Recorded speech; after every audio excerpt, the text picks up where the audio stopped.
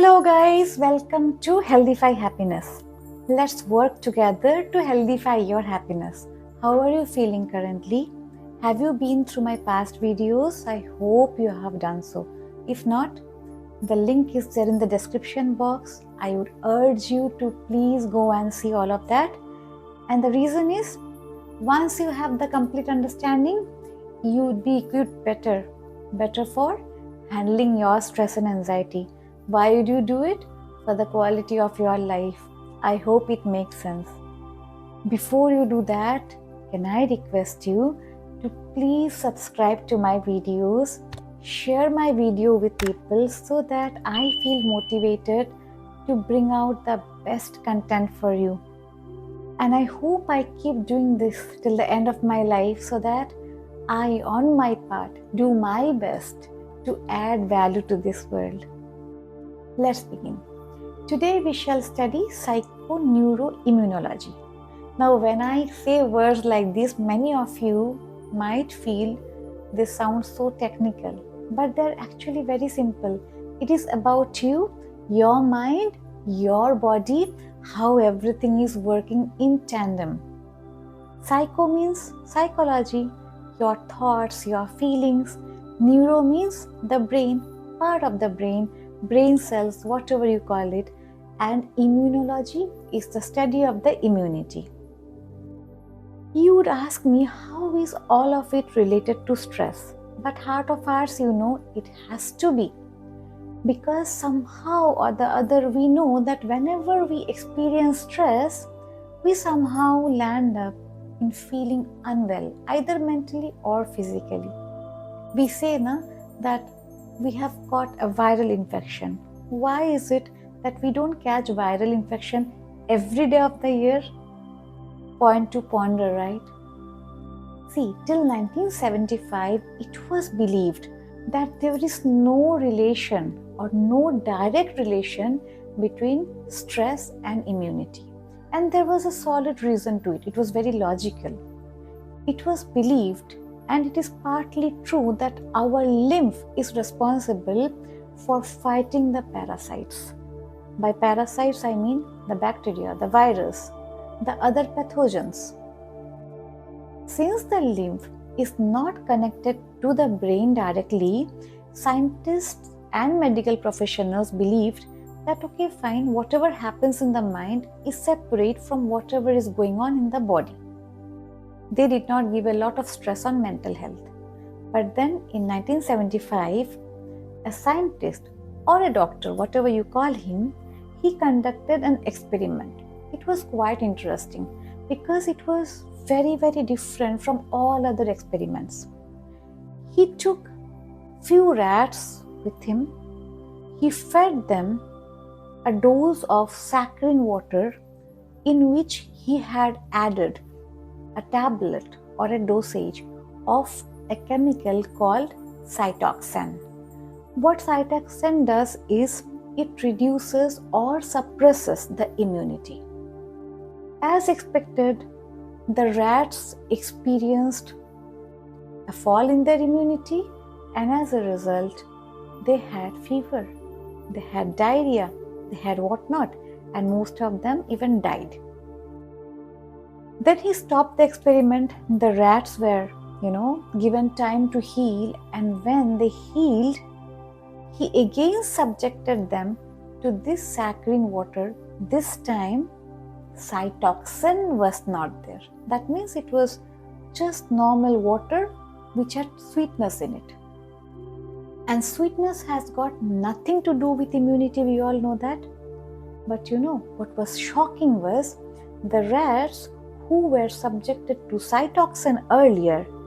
That means the rats who knew that this sweetness would be affecting me, it affected my friends, stayed in their minds, and when they drank the plain harmless saccharine water, they fell sick. Their immunity went down. This was an eye-opener. Even in the rat's brain, the information was stored with the feelings that if I taste the sweet water, I am going to suffer. because that sweet water was harmless. How come it was reducing immunity? And then some fresh rats were bought from the market, and they were subjected to the same saccharine water, but they did not show any signs of immunity going down. It is because they did not have that experience in their minds. What does this tell us? This tells us that any stress we are having, any fear we are having, has a reaction on our body. Just imagine the kind of lifestyle we are leading today. This experiment led to a lot of experiments, and then what we got to understand was the HPA axis. Now again, technical term, HPA, simple. Hippocampus, pituitary, and the adrenal. These are the three glands which are responsible to run the endocrine system, or you may also call it as, these are the glands which releases the positive or negative chemicals in our body. You may say neurotransmitters, neuropeptides, hormones. Everything is more or less related.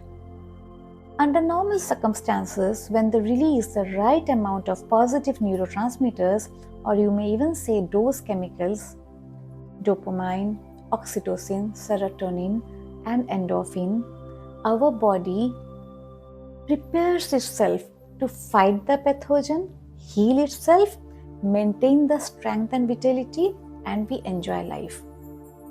But then, when we are under stress, the body gets into a flight or fight mode, as I explained in my previous videos. Now what happens is, the maximum energy which was being used to protect us from the pathogens is diverted to create a situation in our body so that we can run. Your eyes get dilated, your nerves get, I would say, their thickness is reduced so that the force is more. The arteries reduce in their thickness so that the pressure of the blood is more. Why does our body need to increase the pressure?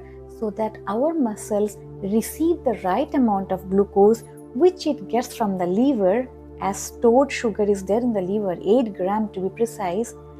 That sugar is transported in the entire body, especially the limbs, the hands and the legs, and you run. You are given the ability to run. That means your body is trying to protect you, but at the cost of what? It is not attending to the needs of the immune system. So our immunity gets compromised on two levels basically. On the cellular level, they are unable to fight the viruses. We say that we got a viral, we have a cold. And on the other hand, on the humoral level, your body is not able to fight the bacteria and the parasites. And that is why most of the time we need antibiotics. Okay.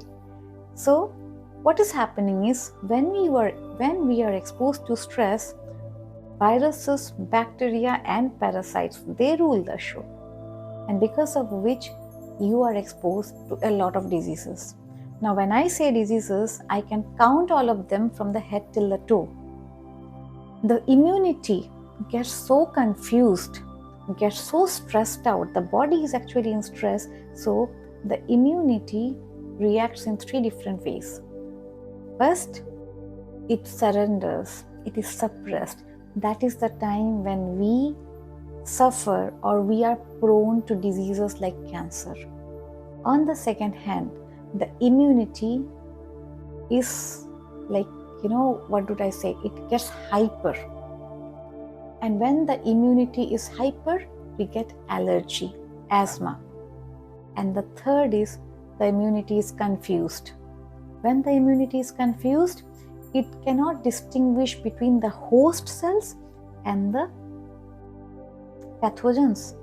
It ends up destroying its own immunity, its own cells, and that is alopecia, that is psoriasis, that is arthritis. So you can understand the kind of damage which we all experience because of stress.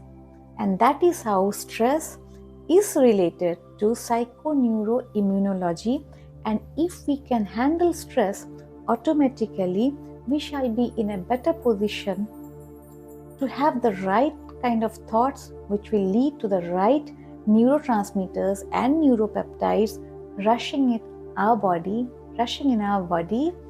to make the right chemicals, right antibodies,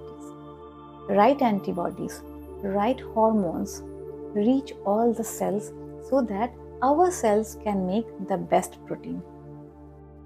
Now the solution part. What can we do? We are regularly exposed to stress. I would say, please remember my 4A formula. Accept, avoid, alert, adapt. It's easy to remember, right? You accept the situation as it is, or you are alert that you want to avoid the situation, or you kind of adapt to it. And if you can't do anything, you accept the situation as it is. So if you use these 4 A's in your life, you would find a significant change in the way you process stress in your body.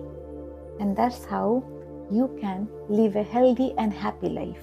I hope you have enjoyed this video. I hope I could do some value add in your life. Don't forget to subscribe to my channel. Don't forget to share this information with others if you find this useful. Take care. I shall see you tomorrow. Good night. God bless.